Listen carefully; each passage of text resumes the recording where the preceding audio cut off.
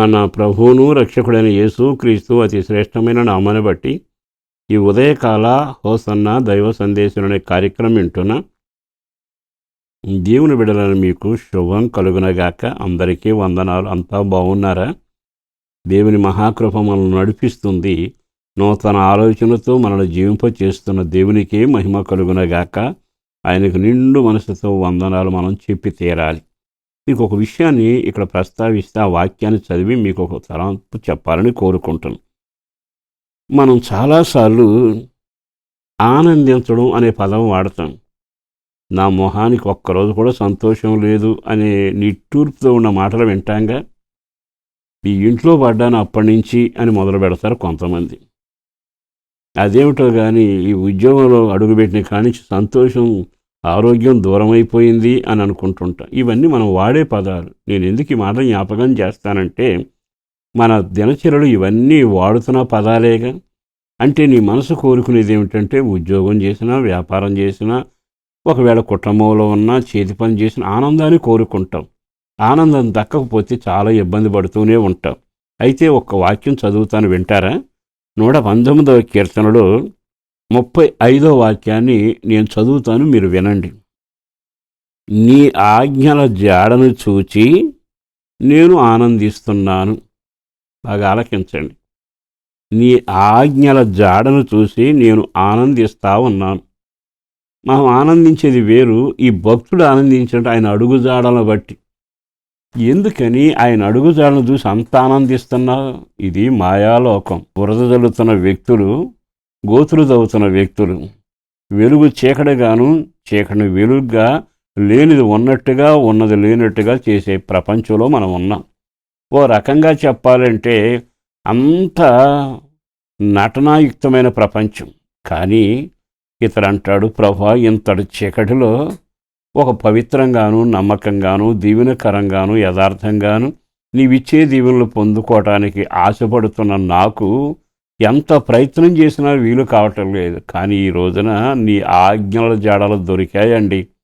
ఆహా, నేను భలే ఆనందిస్తున్నాను. మీకు ఒక్క మాట చెబుతాను. అది ఎట్లా అంటే, ఆనందం దేవుడు సిద్ధపరిచిన మేలు అనేది ఉందనుకోండి. ఆ మేలు దగ్గరికి వెళ్ళటానికి ఇవన్నీ మనకు అడ్డం వస్తాయి. అంటే ఆ మార్గంలో అడ్డం వచ్చిన వాటి నుంచి విడిపించడానికి ఆయన మార్గం, ఆజ్ఞ అడుగుజాడలాగా కనపడ్డాడు. అమ్మ, ఇప్పుడు దారి దొరికింది, ఇప్పుడు నేను దేవుని మందిరానికి వెళతాను, ఆయన సిద్ధపరిచిన మేలుడు పొందుకుంటాను. అర్థమైందా? ఆయన ఆజ్ఞల మార్గం దొరికితే కలవలసిన వాడిని కలవటానికి సరైన అడ్రస్ దొరికింది అంటాంగా. వెళ్ళవలసిన టయానికి మేము వెళ్ళగలిగాము, ఫలానాన్ని ఇట్లా చూపించాడు అంటే, నువ్వు ఎవరిని కలవాలనుకున్నా, ఏ దివిని పొందాలనుకున్నా దానికి సరైన అడుగుజాడలు ఉండాలి. అట్లా లేకపోతే తెలివిలేని మనుషులు అవుతాం. ఇక్కడ రాసిన మాట ఏమిటో తెలుసా? నీ ఆజ్ఞల జాడను చూశానండి. అంటే నీ ఆజ్ఞ నన్ను ఎక్కడికి నడిపించాలో తెలుసు. అమ్మయ్య, దారి దొరికింది అన్నట్టుగా అడుగులు వేసుకుంటా వెళితే క్షమించే దేవుడు ఎదురుగుండా కనపడ్డాడు. పాపాలు ఒప్పుకుంటే క్షమించడానికి ఆయన అడుగుజాడల్లో వెళుతుంటే దాచిన సిద్ధపరిచిన మేలు నీకు ఇవ్వటానికి సిద్ధంగా ఉన్నాడు. ఆయన వాక్యం వెలుగు, ఆజ్ఞ. ఆ అడుగుజాడలో నీవు నడిస్తే ఏ అపాయమో, ఏ ఇరుకు, ఏ ఇబ్బంది రాకుండా నీ జీవితం గమ్యం చేరుతూనే ఉంటుంది. ఎంత చక్కగా రాశాడు. మరొక మాట అనుకున్నాడు, అయ్యా, 4 రోజులు ఆజ్ఞలో నడిచాక మరలా ఈ లోకపు సముద్రం పొంగు, అలలో, మనుషులు, దుష్టులు మార్గం దెబ్బతింటదేమయ్యా అని ఏమంటాడు తెలుసా? దాని యందు నన్ను నడవచేయ్యా. అంటే అర్థం ఏంటంటే, ఆయన ఆజ్ఞల మార్గం దొరికితే దీవెనల కేంద్రానికి వెళ్ళినట్టు, వెలుగున్న చోటకి వెళ్ళినట్టు, ఆశీర్వాదమున్న చోటకి వెళ్ళినట్టు. అది ఎక్కడ? దేవుని కలవటం, దేవుడి సిద్ధపరిచిన మేలుడు పొందటం.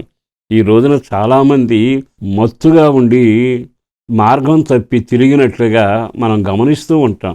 ఈ రోజున ప్రభు యొక్క కృప నిన్ను చేరదీసి నీకు అన్నిటికంటే దీవెనల మార్గం, క్షేమం కలిగేటట్టుగా ఆయన వాక్యపు అడుగుల్లో నీ వెళ్ళగలిగితే జీవనం. అందుకే తనంటాడా, నీ ఆజ్ఞల జాడ చూశానండి, ఇక దానిలోనే వెడతాను, అటు ఇటు తిరగను. తప్పనిసరిగా నువ్వు దీర్ఘాయుషు దయచేసే దేవుడు, స్వస్థపరిచేవాడు, నా బాధను తీర్చి కన్నీళ్లు తుడిచే దేవుడు, మంచి రోజు ఇచ్చేవాడు. ఆ మార్గాన వెడతానయ్యా, దారి తప్పించకుండా మార్గంలో నడిపించమని వేడుకుంటున్నాడు. ఆ ప్రార్థన నువ్వు చేస్తే పరిశుద్ధుడును ప్రేమముడి నా ప్రభు వందనాలయ. అపారమైన నీ ప్రేమ కొరకు ధన్యవాదాలు. చేసిన మేలు కొరకు వందనాలు, చేయబోతున్న కార్యాల కొరకు వందనాలు. కృప కలుగునగాక, దీవెన కలుగునగాక. అట్టి బలమైన కార్యాలు జరిగించండి. కుటుంబ సభ్యులను దీవించండి. కష్టార్జితాన్ని, అలాగే ఐక్యత, ఆనంద, సంతోషాన్ని ఇంటి నిండా ఉంచండి. దేహంలో వారికి మంచి ఆరోగ్యం కలగాలి. పిల్లలు ఏపుగా ఎదగాలి, జ్ఞానాత్మతో నింపాలి. కాపురాలు చేస్తున్న బిడ్డలు సంతోషంతో వర్ధిల్లగలగాలి. దేశ విదేశాలను వారి పిల్లలు ఆశీర్వదించబడాలి. వాళ్ళ మొండి సమస్యలకు పరిష్కారం కలగాలి. రక్షణ భాగ్యంతో నడిపించబడాలి. అట్టి కృపచేత జీవింపచేయమని ప్రతి చీకటి బలహీనత యేసునామన సరిచేసి దీవెనకరంగా చేయండి. యేసు పేరట వేడుచున్నాము తండ్రి. ఆమేన్.